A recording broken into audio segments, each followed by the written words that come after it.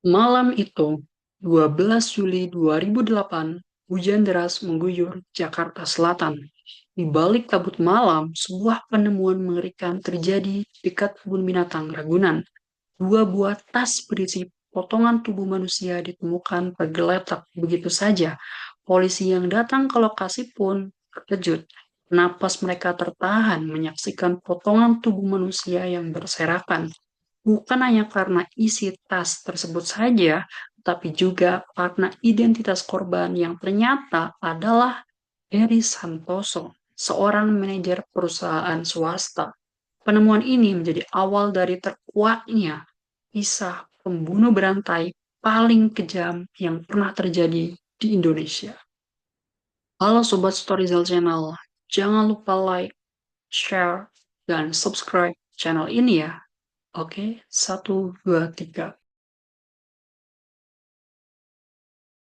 Rian lahir di Jombang, Jawa Timur pada tanggal 1 Februari 1978. Sebagai anak bungsu dari dua bersaudara, ia tumbuh dalam keluarga yang kurang harmonis. Sejak kecil, Rian lebih banyak menghabiskan waktunya di pesantren, jauh dari perhatian orang tuanya.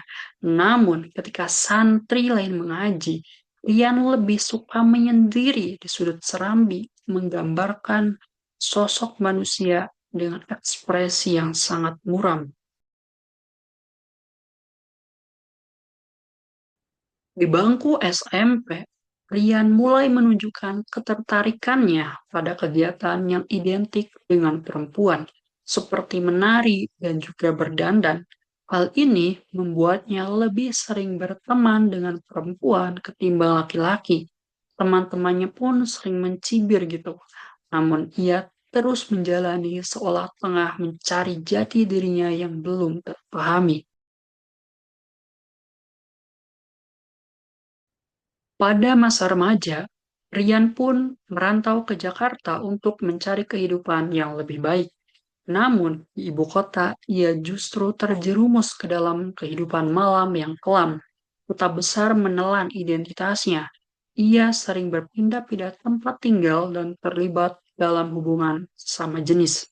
Salah satu hubungan yang paling membekas dalam hidupnya adalah dengan Noval, seorang pria yang menjadi kekasih Rian. Namun, hubungan ini harus berakhir ketika Rian merasa cemburu setelah mengetahui bahwa Noval dekat dengan Heri Santoso. Rian terperangkap antara cemburu dan pengkhianatan. Ia mulai mencatat setiap pertemuan Noval dan Heri, mencuri foto, menyimpan pesan, sampai pada akhirnya pikiran gelap pun mulai menguasainya. Suasana malam di Jakarta Selatan, lampu jalan yang redup, suara kendaraan yang lalu lalang, dan hujan gerimis yang membasahi trotoar. Rian Jombang berjalan menyusuri trotoar mengenakan jaket hitam dan topi, tampak terburu-buru. Ia melirik jam tangannya menunjukkan pukul 22.30. Ia berhenti di depan sebuah apartemen bertipe studio di Jalan Margonda Raya Depok. Sebuah mobil sedan berhenti di depannya, dan seorang pria keluar dari mobil tersebut. Pria itu adalah Heri Santoso, seorang manajer perusahaan swasta. Mereka saling menyapa dan memasuki apartemen bersama. Malam itu, 12 Juli 2008, Rian Jombang bertemu dengan Heri Santoso. Pertemuan yang awalnya tampak biasa ternyata menjadi awal dari tragedi mengerikan yang akan mengguncang Indonesia. Di dalam apartemen, Rian dan Harry duduk di sofa, berbincang santai sambil menikmati minuman. Rian terlihat tegang, sesekali melirik ke arah Harry. Harry yang tidak mengetahui apa yang ada dalam pikiran Rian, bicara dengan santai. Harry, jadi Rian, bagaimana kabar Noval? Aku dengar kalian semakin dekat ya. Rian pun terdiam sejenak. Wajahnya berubah tegang. Dia menatap tajam ke arah Harry. Rian pun berkata, apa maksudmu? Harry pun menjawab, aku hanya penasaran. Kalian berdua kan sering bersama kan? Rian berdiri dengan cepat, wajahnya merah padam. Dia berjalan menuju dapur dan mengambil sebuah pisau dapur. Harry yang terkejut berdiri dan mencoba mendekati Rian. Rian, tenanglah, aku hanya bercanda. Rian berbalik dan langsung menusukkan pisau ke arah Harry, tepat di bagian ulu hati. Harry pun terjatuh ke lantai, darah mengalir deras dari lukanya.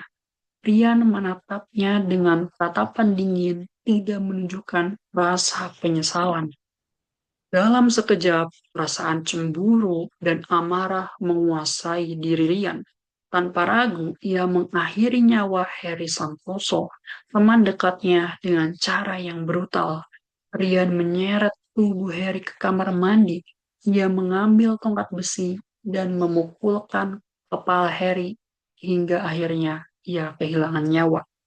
Setelah itu, ia mulai memutilasi tubuh Harry dengan pisau dapur, memotong bagian-bagian tubuhnya dengan kejam. Setelah membunuh, Rian memutilasi tubuh Harry dengan kejam. Potongan-potongan tubuhnya dimasukkan ke dalam dua tas besar dan sebuah kantong plastik. Ia kemudian mengendarai mobil sedan milik Harry menuju lokasi pembuangan. Ia berhenti di pinggir jalan, mengangkat tas dan kantong plastik berisi potongan tubuh, lalu membuangnya begitu saja di dekat kebun binatang Ragunan, Jakarta Selatan, berharap tidak ada yang mengetahui perbuatannya. Penyelidikan intensif pun dimulai. Jejak forensik pada pisau, bekas sidik jari di handle tongkat, dan jejak darah di mobil sedan Harry mengarahkan polisi ke seorang, yaitu Rian. Pada tanggal 15 Juli 2008, di kos-kosan sempit itu, tugas menemukan Rian sedang membersihkan noda darah. Dia tak berusaha kabur. Setelah serangkaian penyelidikan, polisi akhirnya berhasil menangkap Rian.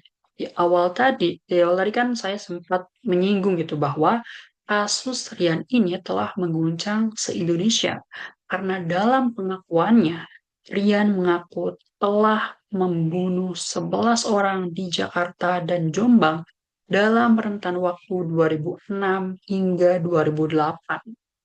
Seorang berdarah dingin hanya dalam kurun waktu 3 tahun, ia berhasil menghabisi 11 nyawa.